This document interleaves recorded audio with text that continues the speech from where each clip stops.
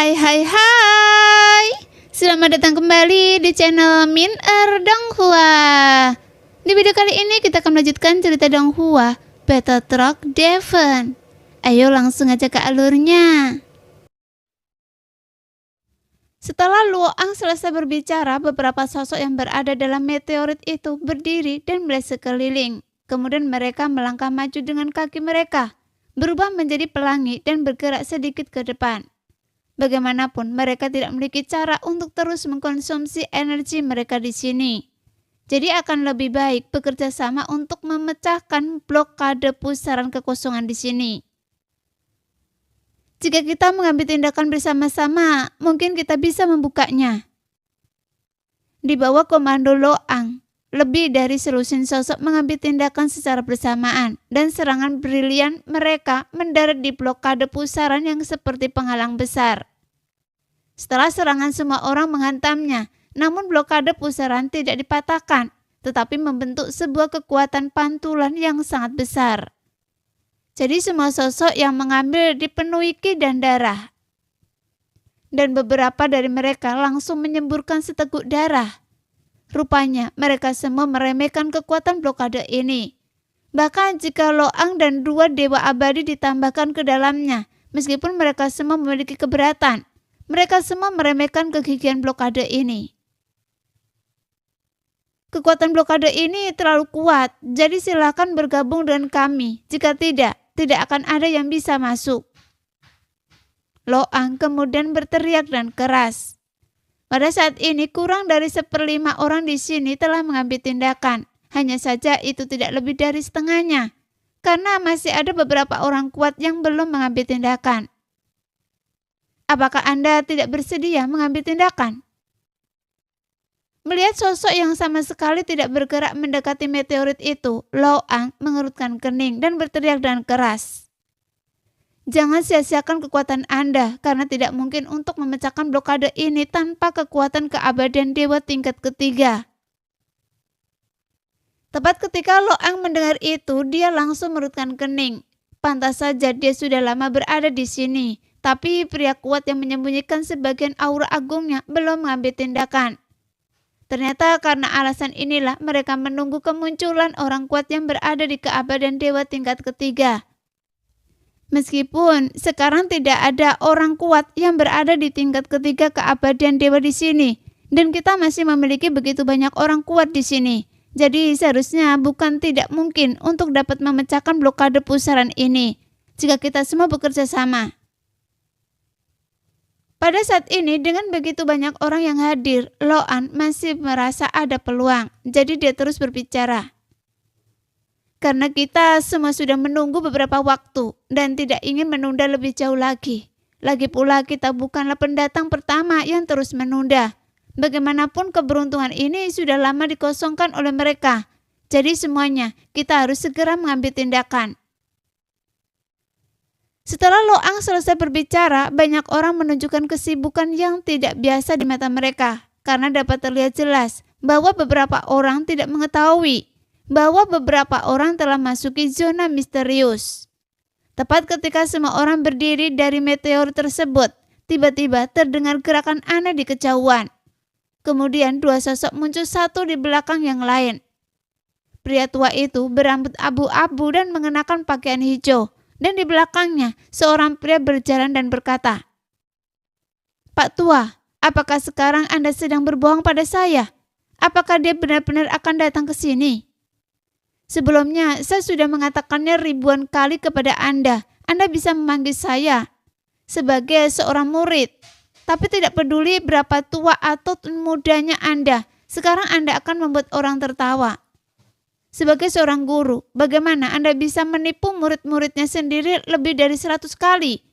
Dan saya masih mengikuti Anda sampai saat ini. Sekarang Anda seharusnya bersyukur. Tapi jika dia masih tidak muncul kali ini, saya akan mengeluarkan Anda dari guru dan murid."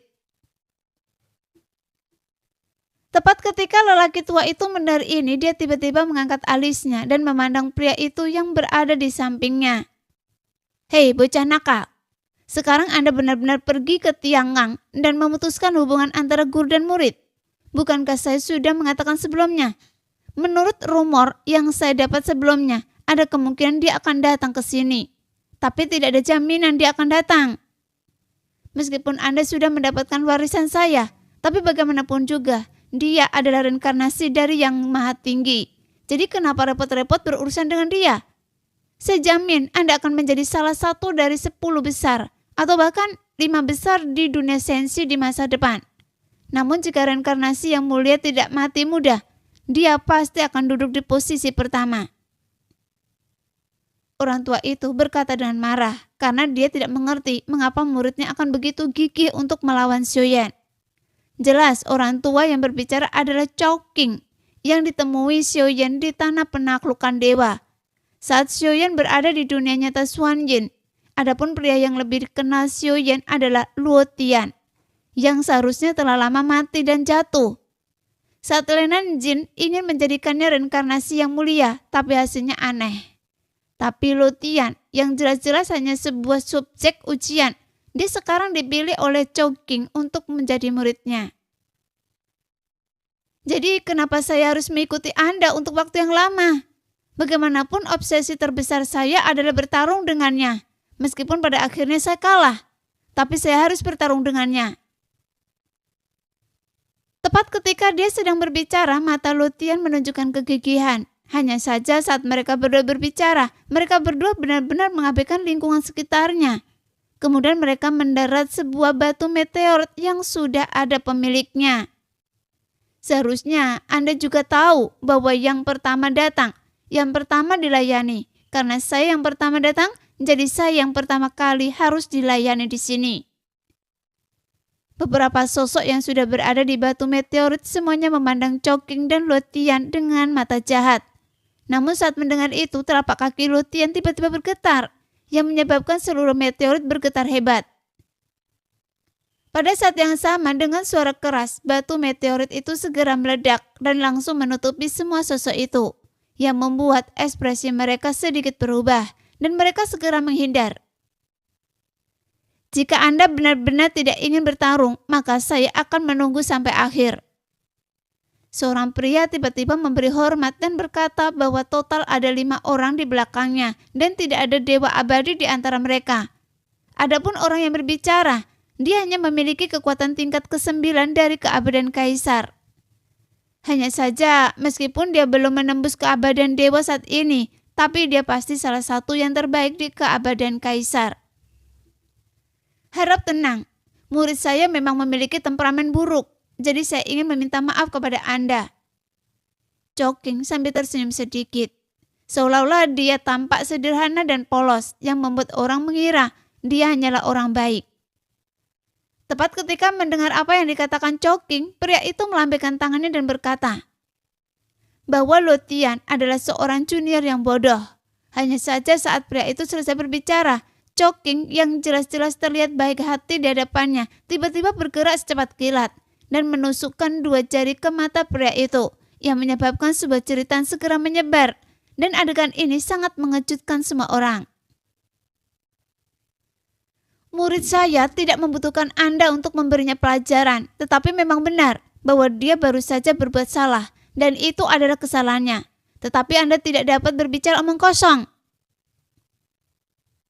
Setelah kata-kata Chao Qing keluar, pria itu segera menyadari ada yang tidak beres dan dia segera berlutut dan berusaha memohon ampun.